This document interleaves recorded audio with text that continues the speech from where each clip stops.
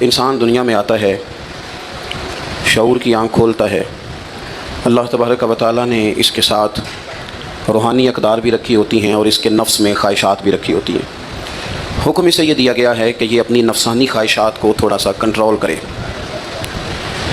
جو آدمی بالکل یہ سمجھے کہ میں نے اپنی ہر خواہش کو پورا کرنا ہے، کسی چیز کا لحاظ نہیں کرنا، تو قرآن مجید نے ایسے لوگوں کے بارے میں کہا کہ اولئک کالانعام بل ہم اضل، فرمایا یہ جانور ہیں بلکہ جانوروں سے بھی آگے چلے گئے۔ جو تھوڑا سا اپنے آپ کو، اپنی کچھ خواہشات کو کنٹرول کرے، کہیں کسی جگہ اسے جھک جانا بھی آئے، کہیں کسی جگہ اسے معاف کرنا بھی آئے، تو اس نے انسانیت کی اقدار کو سمجھ لیا ہے۔ اس کے اندر کچھ نہ کچھ اخلاقی قدریں موجود ہیں۔ ہمارے جتنے بھی جھگڑے ہیں دنیا میں، اب یہ ہمارے جھگڑے اللہ رسول کے لیے تو نہیں رہ گئے۔ جن کے بارے میں بار بار قرآن پاک نے ہمیں کہا تھا ان سے دوستی نہ کرنا، محبت کے پیغام نہ بھیجنا، ان کی تو تعریفیں صبح شام ہوتی ہیں۔ ہمارا عام طبقہ بھی اور حکمران طبقہ بھی مثال ہی جب دیتا ہے وہ کفر کی، مشرک کی، یہودی عیسائی کی مثال دیتا ہے۔ اور میں کئی دفعہ دوستوں سے کہا کرتا ہوں عذرائے محبت، میں کہتا ہوں سائی ماڑا ہونا، بیچارہ کوئی مزدوری کرتا ہو۔ آپ کی توجہ ہے میری بات پر دوستوں کی؟ اللہ آپ کو مہنگے مہنگے موبائل دے، ویسے کبھی کبھی جیب میں بھی رکھنا چاہیے۔ مطلب جس نے بنایا تھا اس نے کیا کہا تھا کہ ہر وقت ہاتھ میں پکڑے رکھنا، کبھی کبھی صحیح چلیں، جو بنا رہے ہیں ان کو میں منع نہیں کرتا، وہ بنائیں، کسی چیز کو اگر محفوظ کرنا چاہ رہے ہیں، لیکن باقی لوگ تو میری بات پر توجہ کریں نا۔ وہ میسیجز کا جواب ذرا 20 منٹ کے بعد دے لیجیے گا۔ اور بھی غم ہیں زمانے میں محبت کے سوا، اور بھی کچھ چیزیں قابل، چونکہ اپنی بات نہیں نہ کر رہا، اللہ رسول کی کر رہا ہوں، تو آپ تھوڑی دیر مجھے موقع دیں تاکہ 2-4 باتیں آپ شیئر کر لوں۔ تو عیسائی ماڑا ہو نا، غریب آدمی ہو بیچارہ، تو اس کے بارے میں لوگ مسئلہ پوچھ لیتے ہیں، کہتے ہیں پیر صاحب دسو سانجانہ روٹی کھانی جائز ہے؟ تو میں نے کہا اگر مشرک کے نجس ہونے کی بات کرتے ہو تو یہ بھی نجائز ہے، تو امریکہ دا صدر ہوئے تو بھی نجائز ہے۔ اب یہ کیا بات ہوئی کہ جب کوئی بہت بڑا آدمی آ کے بیٹھ جائے اور ساری اس کے سامنے کابینہ بیٹھی ہو تو پھر کوئی شرعی مسئلہ پوچھے ہی نہ، اور اگر کوئی غریب آدمی سامنے آ جائے، مشرک نجس ہے تو وہ ہر ایک ہی نجس ہے۔ تو جن کے بارے میں تو رویے میں سختی رکھنے کا کہا گیا تھا، وہاں تو ہم نے بنا لی نرمی، اور جہاں ہمیں کہا گیا تھا نا درگزر کر دینا، رحماء بینہم، معاف کرنا، ذات کو بت نہ بنانا، اپنے نفس کی خواہش کو آگے نہ رکھنا، وہاں ہم نے زندگی مشکل کر لی ہے۔ چھوٹا خاندان ہو، بڑا خاندان ہو، غریب خاندان ہو، امیر خاندان ہو، آپ کسی خاندان کی پوری لڑائیاں ساری نچوڑیں تو اس کے اندر سے صرف ایک بات ٹپکے گی کہ میں نے نہ پوچھا نہیں، مجھے انہوں نے بڑا نہیں مانا، زیادہ سے زیادہ ذات کا رٹا، اس سے زیادہ کچھ بھی نہیں۔ سارے دوستوں کی، گہرے دوستوں کی جب رکابتیں ہوتی ہیں تو آپ سارا نچوڑ لیں اس کو، تو بیچ میں صرف اتنا نکلے گا کہ فلاں مقام پہ فلاں کو پروٹوکول نہیں دے سکے۔ جو پروٹوکول مانگتے ہیں وہ اپنے نہیں ہوتے، جو پروٹوکول مانگتے ہیں ان کے رشتے مخلصانہ نہیں ہوتے۔ میرے رب نے قرآن مجید میں اپنے بندوں کی شان بیان کی، فرمایا وہ پتہ ہے زندگی کیسے گزارتے ہیں؟ وَعِبَادُ الرَّحْمَٰنِ الَّذِينَ يَمْشُونَ عَلَى الْأَرْضِ هَوْنًا، فرمایا رحمان کے بندے زمین پر عاجزی کے ساتھ چلتے ہیں۔ ان کا لہجہ نہیں پروٹوکول والا، انداز نہیں ان کا ہٹو بچو والا، جھکے جھکے چلتے ہیں۔ اور جتنا پھل زیادہ ہوتا ہے اتنا جھکاؤ بھی زیادہ ہوتا ہے، جتنا بندہ بڑا ہوتا ہے اس میں عاجزی بھی اتنی زیادہ ہوتی ہے۔ جو اعلیٰ ظرف ہوتے ہیں وہ ہمیشہ جھک کے ملتے ہیں، کیونکہ صراحی سر نگو ہو کر بھرا کرتی ہے پیمانے۔ جو بندہ جتنا بڑا ہوتا ہے اس کا جھکاؤ اتنا زیادہ ہوتا ہے، تو اگر اس کی گردن میں سریا زیادہ ہے تو اس کا مطلب ہے بڑا نہیں ہے، ابھی اس کو بڑا ہونے میں وقت لگے گا۔ قرآن مجید نے زندگی گزارنے کا اصول یہ دیا کہ تیرے لہجے میں عاجزی ہو، تیرا ملنا، گفتگو کرنا، آنا جانا اس میں انکسار ہو، اور 2 جملوں میں میرے نبی پاک علیہ السلام نے بات اتنی کھول دی کہ ساری حقیقتیں ہی اندر آ گئیں۔ محبوب فرمانے لگے تو رب کی رضا کے لیے عاجزی کر، حضور فرماتے ہیں یہ ترمذی میں موجود ہے، فرمایا تو اللہ کی رضا کے لیے جھک جا، رب تجھے عزتیں عطا فرما دے گا۔ عزت اس بات میں ہے کہ تیرے اندر جھکاؤ کتنا زیادہ ہے، عزت اس بات میں۔ ہمارے ہاں بعض لوگوں کا یہ خیال ہوتا ہے کہ عزت شاید کپڑوں کا نام ہے، یا گاڑیوں کا نام ہے، یا بنگلوں کا نام ہے، حالانکہ میں نے اپنی چھوٹی سی زندگی میں یہ دیکھا ہے کہ کھرب پتی بھی بندہ ہونا، لیکن اگر لوگوں کو شک پڑ جائے نا پیسہ جائز نہیں، تو اپنے لوگ بھی کہہ دیتے ہیں کہ مجھے پتہ ہے کیسے آگے گیا ہے، لیکن بندہ کھرا ہو، سچا ہو، اور چھوٹا صاف سر ہو، ٹوٹی کرسی پہ بیٹھتا ہو، تو بڑا مہنگا آدمی بھی دروازے پہ کھڑا ہو کے کہتا ہے یار بندہ بڑا کھڑا ہے، نہ سفارش سنتا ہے نہ رشوت لیتا ہے۔ تو اس کا مطلب ہے روب کپڑوں کا نہیں ہوتا، روب تو بندے کے کردار کا ہوتا ہے، اس کا کردار۔ حضرت سیدنا فاروق اعظم رضی اللہ تعالیٰ عنہ کیسر روم ڈرا کرتا تھا، رومی سلطنت کانپا کرتی تھی، کیوں؟ حضرت عمر کا تو ایک گن مین بھی نہیں تھا۔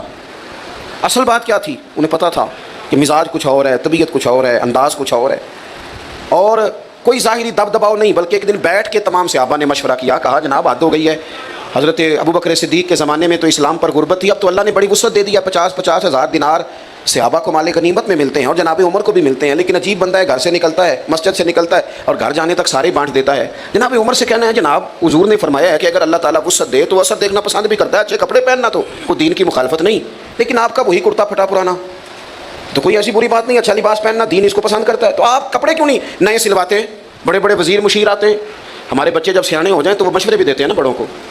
میرے ایک جاننے والے ہیں، تو میں شادی پہ جا رہا تھا تو میرے آگے آگے وہ جا رہے تھے، تو انہوں نے بچہ انہوں نے مشورہ دے رہا سی، کہہ رہا سی ابا جی اے ان شادی تے نا میٹھے چولاں تے سالن پا کے نہ کھایا جے بستی ہوندی بندے دی۔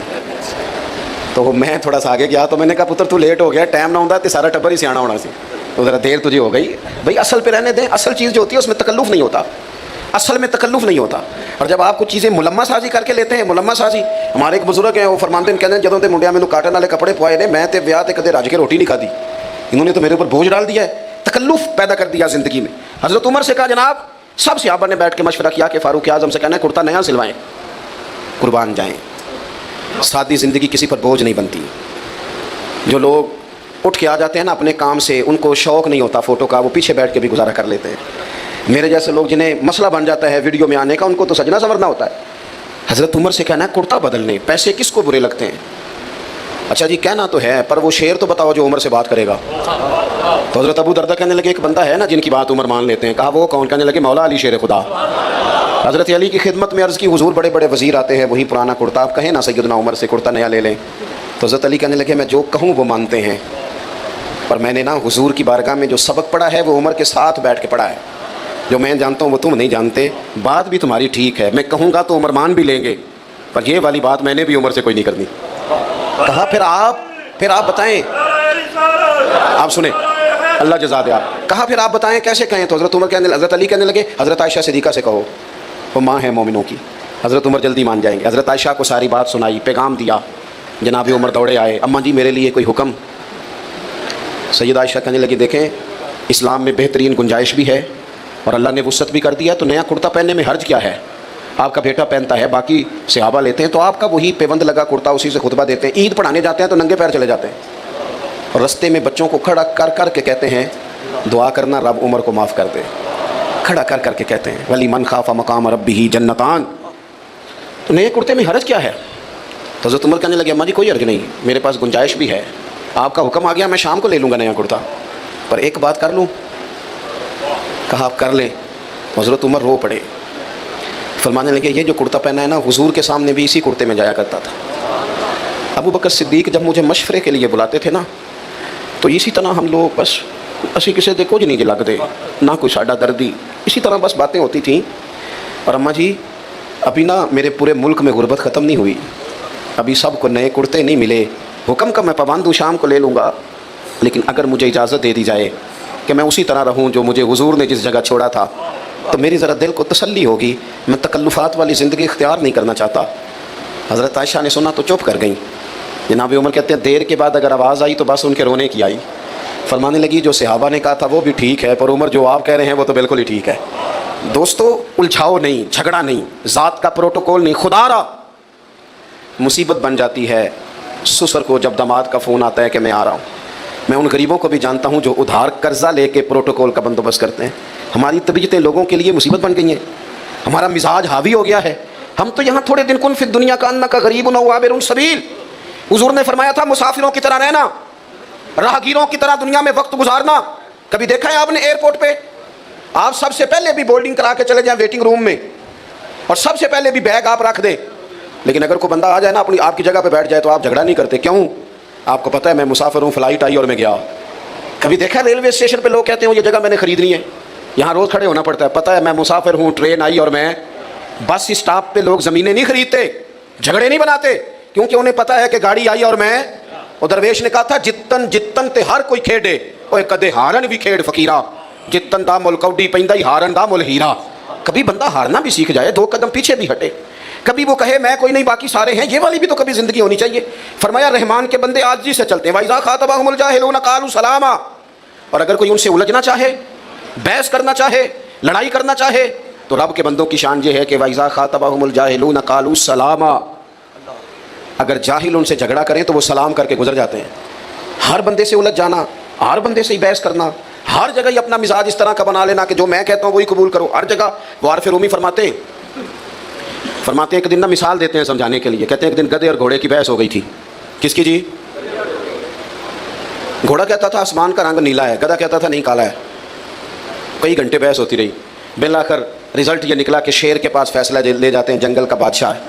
شیر کے پاس فیصلہ گیا تو گھوڑے نے جاتے پوچھا بادشاہ سلامت، آسمان کا رنگ کیا ہے؟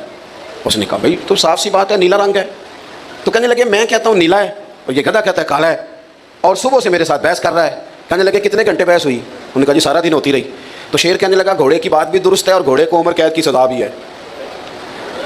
گھوڑا کہنے لگا بات بھی میری ٹھیک ہے اور مجھے عمر قید کی سزا مانا۔ کہنے لگا بات اس بات پر سزا نہیں کہ تمہاری بات غلط ہے یا ٹھیک ہے، سزا اس بات پہ ہے کہ تم نے گدھے سے ہی بحث شروع کر دی ہے۔ میرا دماغ نہیں کام کرتا، کس سے بحث کر رہے ہو تم؟ کس سے؟ اور جس ملک میں اور آپ رہتے ہیں یہاں تو لوگوں کو جو کام آتا ہے وہ بحث کرنے کا ہے۔